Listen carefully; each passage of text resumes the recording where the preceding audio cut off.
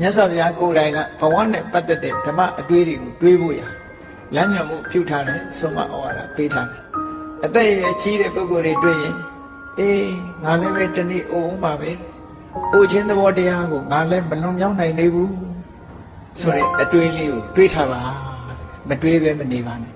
ဒီတွေးတာကဘာအကျိုးရှိလို့ဆိုရင်